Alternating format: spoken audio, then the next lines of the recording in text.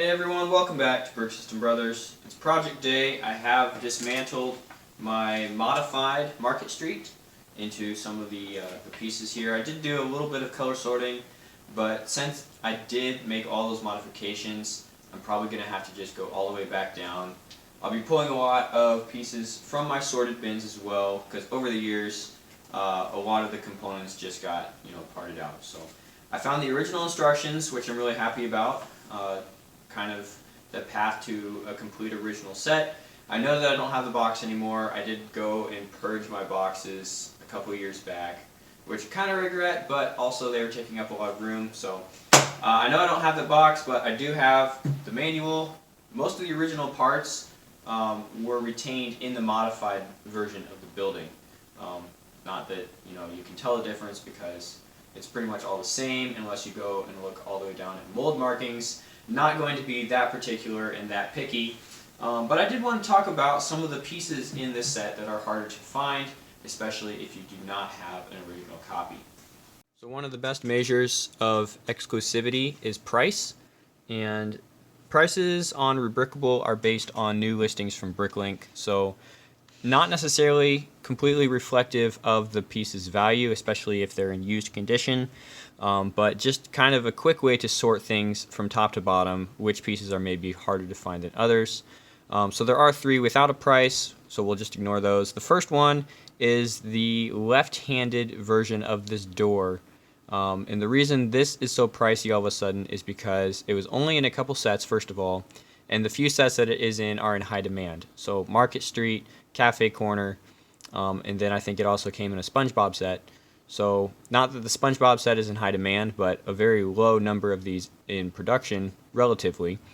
And those two modular buildings that it's in are some of the ones that people go and try to piece back together because they missed it on release.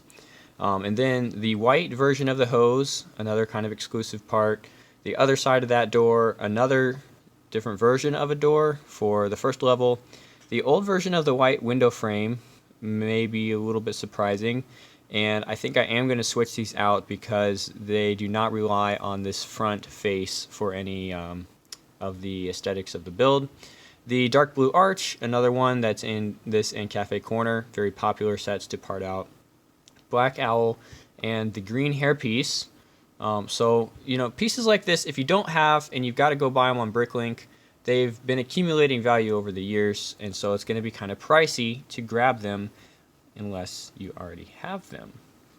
And of course, since I did buy the set on release, and also because I haven't really sold any of my collection over the years, I have traded a few things, but retaining most of my original pieces, even though I didn't have any other use for this piece. It's just been in my minifig bin in the hair section, waiting for this day, I guess. And then with these doors and the black owl, well, start with the doors because I know I have those, at least something. This would be the right-hand door. I think the left-hand ones are down a little farther in there. This is another bin that's pretty much full to the top.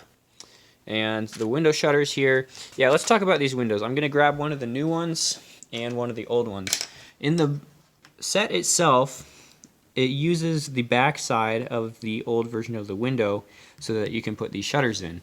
And so from the front, it pretty much looks exactly the same as the current version of the mold. But on the back, you are able to tell that it is a different part. This was during the transition period from this older style that's generally referred to as a train window because of that bevel, to the current style that's more of just a square frame, more generalized. And I do have these pieces, but I'd rather have these available for doing trains and that kind of thing if I want to do a white train car. And also because I have more of these on hand, I'm going to swap these in as I build up this set. So that's one thing that won't be 100% original, even though it could be if I wanted. I do have one of the white hoses on hand. I've got to dig the other ones out. Now, there's something else I want to do while I work on the rebuild for the official set, and that is, as I'm picking these pieces while I have inventories open, I want to pick the same pieces but do a color swap.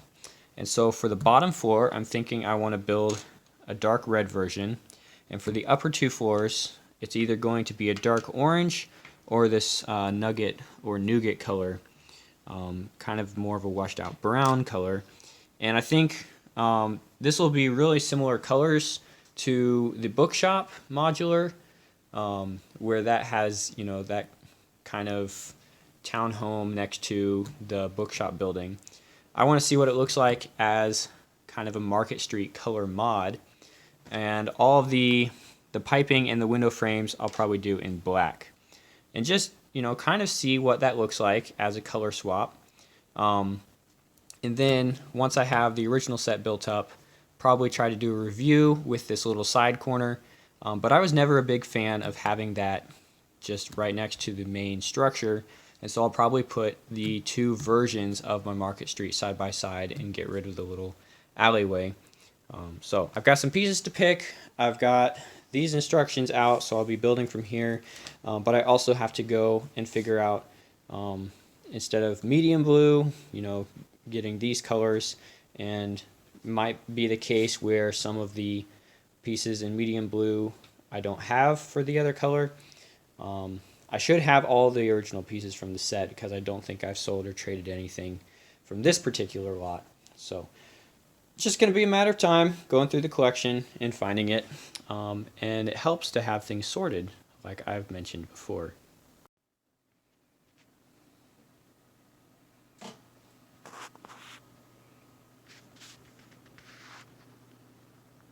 So I bought this when I was 10 or 11, and one of the things that blew my mind when I was first putting it together, because I did build the whole thing, I just didn't have this part on very long, was the technique with this kind of whip antenna piece, where you actually loop it back in on itself and use that as kind of a wrought iron decoration. And they managed to figure out how to display it in the digital instructions, but on the insert in the cover page, they actually didn't bother doing the flex tool there, so it just kind of intersects itself on this kind of insert where it talks a little bit about, you know, the design history here. And I probably will discuss this more in the review, but so here they don't show it because Digital Designer was still kind of basics at that point. But by the time you get around to the actual instructions for how to assemble it, it does go through the process of showing you what you need to do, and it's just a matter of putting this loop through the bottom, and then it kind of holds itself in position where it's supposed to be. So it is built in 2 sections, very similar to the bookshop modular, on a 16 by 32 base plate.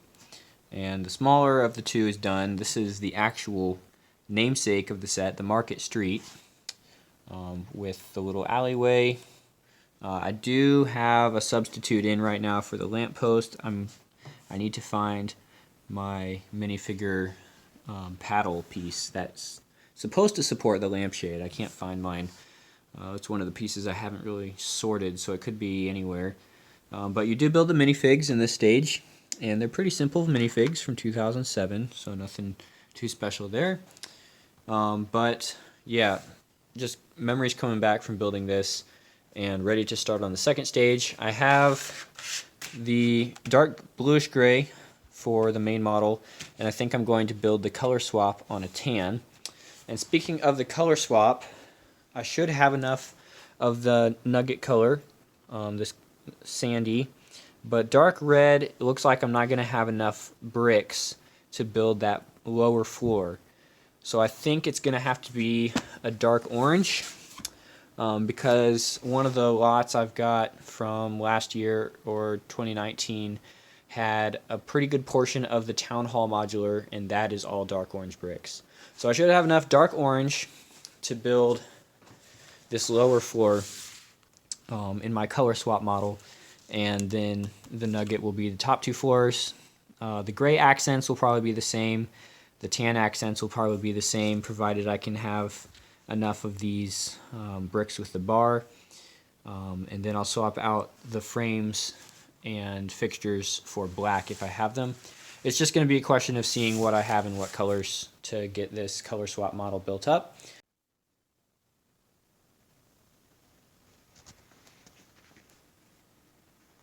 Started on the floors, building these at the same time. Now with the color swap, I'm not going to do as much of a basement as the regular one has. So I've built up the basement for the regular, and then this dark blue is the original Market Street build. For the color swap, I am going to do dark orange for the base level, and I'm also going to mirror it.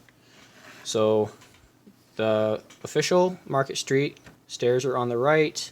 It has these two textures on the right and one on the left.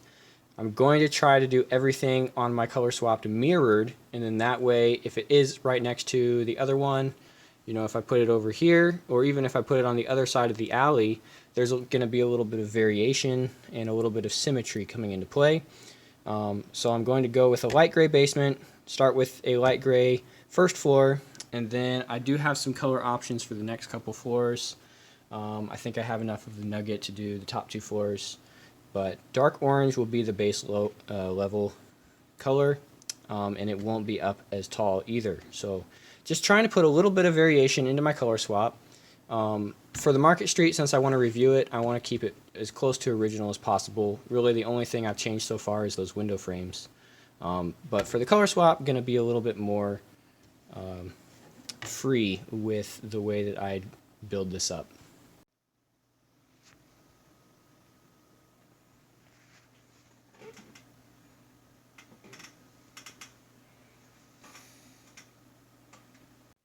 Okay, step 22, kind of a good break point here.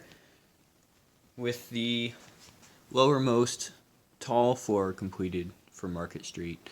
And I brought in the bookshop modular birch books. So there's two sections, and this is the bookstore half. And this is kind of the complementary nugget color that my copy will be, which is over there. I'll bring that in a sec. So I wanted to have this row kind of built up to kind of see what that would look like. It's going to be kind of a combination of the proportions of Market Street with the color scheme of Birch Bookstore. And I think it'll look pretty good. Just building this back up, I think the first time I was building this in 2007 or 2008, in my city at that point, all the backs of the buildings were open. And so if I remember correctly, I didn't actually build the back side of these buildings. As I was going through the instructions, I just left these bricks out. And so that would make this project the first time my Market Street has actually been 100% complete and original, which is kind of cool. And so far I have been able to find pretty much everything right at the top here on this last row of dark blue 1x4s. I think I was 2 or 3 short. I'm not sure where those would be. It's very possible they're in a separate creation somewhere, a forgotten building, or maybe even used as filler. And the reason would be, like I just said, since I didn't build this back wall initially, those ended up getting mixed into my collection, and who knows where they went after that. It's been like 13 years, 12 years since I would have first built this up. So aside from those, where instead of 1x4, I had switched in with some 1x2 bricks. The only other alteration so far has been these window frames, which has served two purposes. A, I have more of this style of window frame without the rounded corners. And B, the other style window frame, when you put these shutters in the back, there isn't a stop. And so it's very easy to push them too far, and it looks weird because the shutters are actually pointed into the building instead of, you know, having a little stop on here to keep that from happening, which is something that always bugged me on the original model, and using these frames kind of fixes that issue. Still have to find the little white paddle and put on the crescent sign here, but other than that, the floor is done.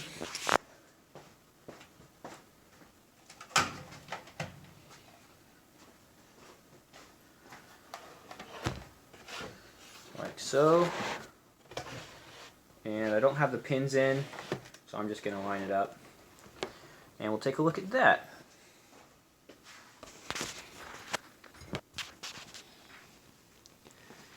So this is what I'm calling the Market Street neighbor, the dark orange Market Street, Mediterranean Market Street maybe, and it's basically a copy of the main plan of this floor. So I did bring it down by 2 or 3 bricks.